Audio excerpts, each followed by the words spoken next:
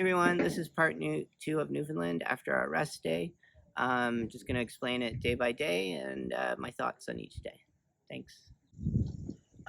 So after a rest day in Gander and saying goodbye to Heather, we did day 7. It was from Gander to Grand Falls, Windsor, 101 kilometers. The route was relatively flat, but there was a constant headwind the whole way. The only thing I can say with accessibility is the length of or the width of the shoulder kept varying, so I had to keep crossing the rumble strips, which is kind of more dangerous because I can have a spasm at any time when I do that. So I ended up just staying with one wheel on the white line, and so I was in traffic a bit.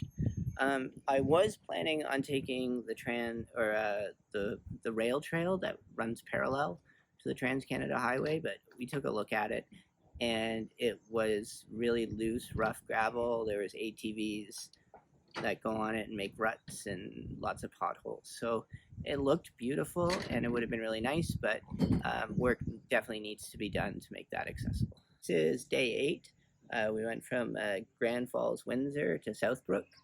We did 88.56, probably the flattest day yet. And we were going by this nice campsite in Southbrook, and we saw Candace down there. She had actually supposed to go to a campsite 10 kilometers down the road, but she stopped at this one, and it was the best mistake ever because it was beautiful, right by the ocean, overlooking cliffs. So it worked out really well. So this is day 9.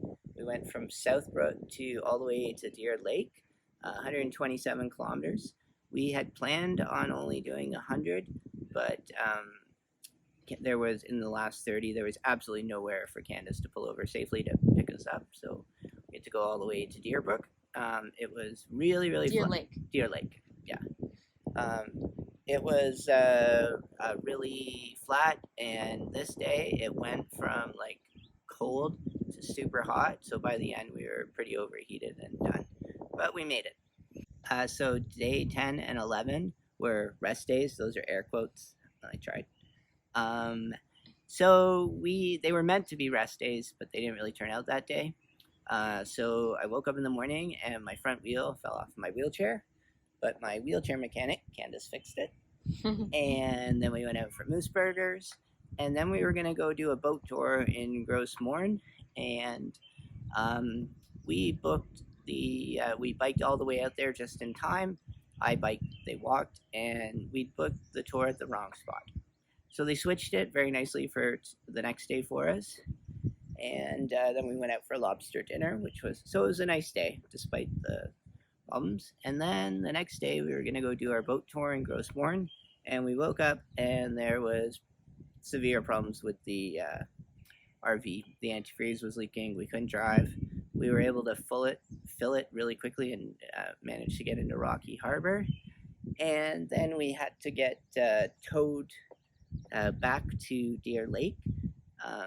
The RV was not drivable, but luckily, instead of getting an accessible taxi, which would have been very difficult, he was very kind and let us ride in the back. So we got to be towed in the RV back to Deer Lake. So day 12, we did 51 kilometers. We woke up outside the repair shop, and we biked from Deer Lake, finally on the road again, to Corner Brook. Really beautiful coming into Corner Brook. It was beside a river and cliffs. I wanted to go see Steady Brook Falls, which was right off the highway, so Nikki and I tried to go take a look. We got there, and then there was this steep, huge road, gravel road, she tried to push me up, just wasn't doable, and then it was a whole bunch of stairs. But so I wasn't able to access it, but Nikki said it was absolutely beautiful, and so I'm really glad she got to see it. And yeah, so then we got back to the campsite. They had a really nice shower. It was really good.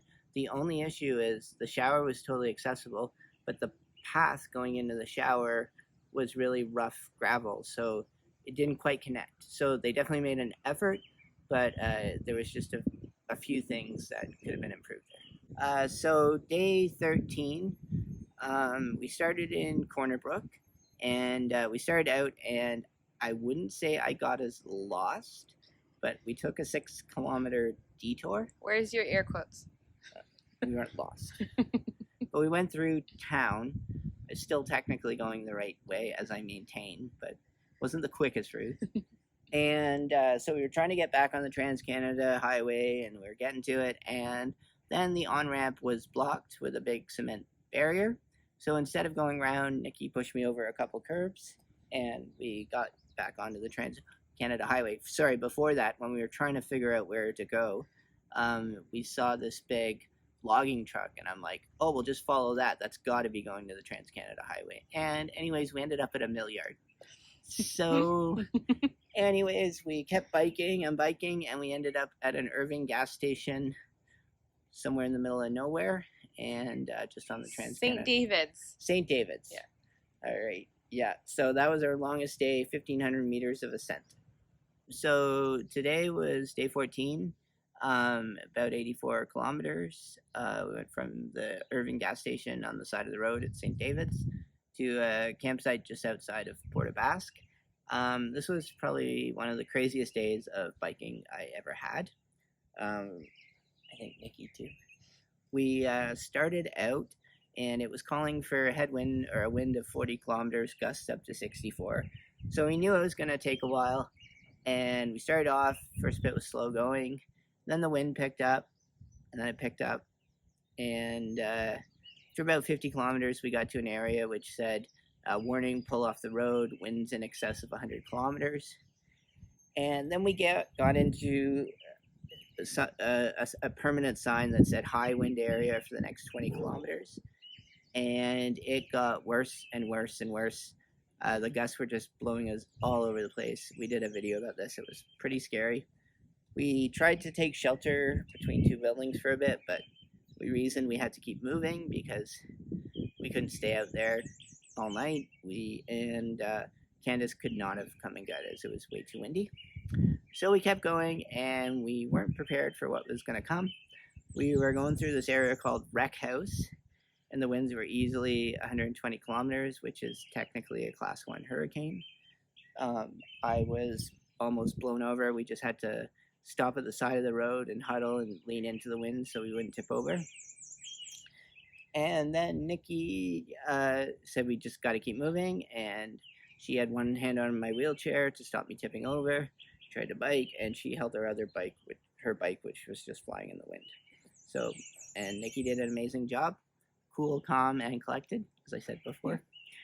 And we finally got a bit out of the wind, but we made it to our campsite safe, but it was a pretty crazy day. We have a video of it, and that's not even when the wind was really bad. We couldn't take a video when the wind got bad. So last day in Newfoundland, we only had 9.7 kilometers to do to get to the ferry, but the weather did not let up. It was cold and rainy, but we made it. We did it. We got to the ferry, yeah, it was ended up being a good day. We had a nice dinner. So some final thoughts about Newfoundland.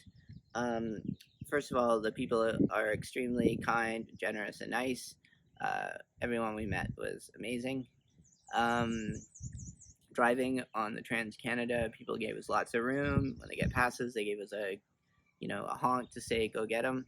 And even the radio said, watch out for them. They mentioned us. So it is a beautiful country, absolutely stunning. Few things. The weather is very unpredictable. I didn't really believe the weather each day after a while. And the other thing is stuff is closed on Sunday, so it can be hard to get stuff done, like repairs if you need to. I found they really made an effort for accessibility. So many of the restaurants had ramps. They tried to accommodate. That was really good. And the last thing is, you kind of need to book the ferry, especially if you had a vehicle. So you got to be cautious of budgeting your time, so you can get on and off the island.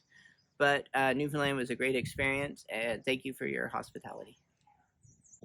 I just wanted everyone to let you know about my good friend Morgan Phillips' show coming up at the Ottawa Fringe Festival.